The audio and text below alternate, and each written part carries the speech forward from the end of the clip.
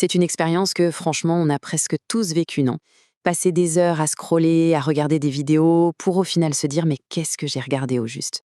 On ne se souvient de presque rien. C'est à la fois fascinant et un peu frustrant.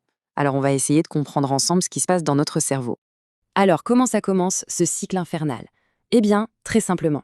Un petit moment de creux, une notification qui apparaît, et hop, on lance une application. On est prêt à se détendre ou peut-être à apprendre un truc. On clique sur une première vidéo. Forcément, elle est super engageante, le montage est rapide, tout est fait pour nous happer dès les premières secondes. C'est du grand art pour capter l'attention.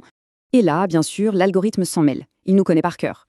Il nous propose la vidéo suivante, celle qu'on va adorer. Et puis une autre, et encore une autre. On entre dans une sorte de boucle, presque en pilote automatique. Et c'est là que le bas blesse. Après tout ce temps, si on essaie de se remémorer ce qu'on a vu, c'est le trou noir. Un vague souvenir peut-être, mais les détails sont complètement flous. Le néant, ou presque. Et ça peut durer longtemps. 1 heure, ça passe à une vitesse folle, parfois plus. 1 heure de notre vie qui semble juste s'être évaporée de notre mémoire. La grande question c'est donc, mais pourquoi? Pourquoi notre cerveau semble appuyer sur la touche supprimer si vite? Qu'est-ce qui se passe là-haut pendant qu'on est hypnotisé par l'écran? Pour y voir plus clair, posons un diagnostic. En fait, il y a principalement 3 grandes raisons qui expliquent pourquoi notre cerveau a autant de mal à mémoriser toutes ces informations. Alors, qui sont les coupables? On en a identifié 3. Premio, notre cerveau se met en mode veille. Secondo, on regarde sans vraiment savoir pourquoi on regarde. Et tertio, on consomme de l'info, mais on n'en fait absolument rien. Allez, on décortique tout ça. Le premier problème, c'est la passivité. C'est un peu comme si notre cerveau devenait une éponge, mais une éponge qui fuit. Les contenus sont si rapides, si stimulants, qu'on n'a même plus le temps de réfléchir. On gobe l'information, on ne la digère pas. Le cerveau ne traite plus, il se contente d'encaisser. Et ça nous amène au deuxième point, l'état d'esprit. C'est le jour et la nuit. D'un côté, quand on a un but précis, genre « je veux apprendre cette recette », le cerveau se met en mode enregistrement. Il sait que c'est important. De l'autre, quand on regarde juste pour tuer le temps, il se dit « ok, ça c'est du divertissement, pas la peine de faire de la place pour ça sur le disque dur ». L'info est vue comme jetable.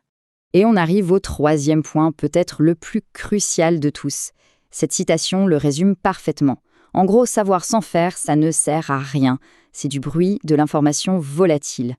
Voilà le cœur du problème. Le pont entre ce qu'on apprend et ce qu'on fait est complètement cassé. Pour notre cerveau, c'est simple, hein. Une information qui n'est pas utilisée est une information inutile. Alors, pourquoi la garder? Ça prend de la place pour rien. Direction la corbeille. Bon, le diagnostic est un peu déprimant, mais la bonne nouvelle, c'est qu'il y a une solution. C'est la prescription. L'idée, ce n'est pas d'arrêter, mais plutôt de changer d'approche. Regarder moins peut-être, mais surtout, regarder mieux. Et la recette est super simple. Elle tient en 3 étapes. Et comme par hasard, ces 3 étapes viennent contrer directement les 3 problèmes qu'on vient de voir. On va choisir, on va s'interroger et surtout, on va agir. Premier changement de mentalité. On arrête la course à la quantité. On oublie le binge-watching de 10 vidéos d'un coup. Le but du jeu, c'est d'en choisir une seule, mais de vraiment la déguster, d'en extraire toute la valeur, la qualité avant tout. Deuxième étape, toute simple mais radicale. On réinjecte de l'intention. C'est un petit réflexe à prendre. Avant de cliquer sur play, on prend juste 2 secondes. 2 secondes pour se poser la question. Au fond, pourquoi je regarde ça? Qu'est-ce que j'en attends? Rien que ça prépare le cerveau à être plus attentif. Et enfin, l'étape reine, le clou du spectacle, passer à l'action. Et attention, pas de panique, on ne parle pas de révolutionner sa vie, non. L'idée, c'est juste de trouver un tout petit truc à faire. Une seule idée à tester, une note à prendre, un concept à expliquer à quelqu'un. C'est ce petit geste qui va cimenter l'apprentissage. Parce qu'au final, tout se résume à ça. Ce n'est pas le volume de contenu le problème. Le vrai souci, c'est de le faire en pilote automatique, sans être vraiment là. Le jeu, c'est de passer d'une consommation inconsciente à une consommation intentionnelle. Alors, pour mettre tout ça en pratique de manière très concrète, voici un petit défi. Un truc super facile à essayer dès la fin de cette séquence. Le défi est d'une simplicité enfantine. Quand une vidéo se termine, notre réflexe, c'est de cliquer sur la suivante. Eh bien là, non. On va résister. On va juste s'offrir 10 petites secondes. C'est tout. 10 secondes de pause pour souffler et faire le point. Et pendant ces 10 secondes, on se pose une seule et unique question. Concrètement, qu'est-ce que j'ai vraiment retenu de ce que je viens de voir? Cette simple question, c'est un outil incroyablement puissant. Ça force notre cerveau à travailler un peu, à faire le tri et à transformer une information passive en un véritable savoir. Et ça peut tout changer.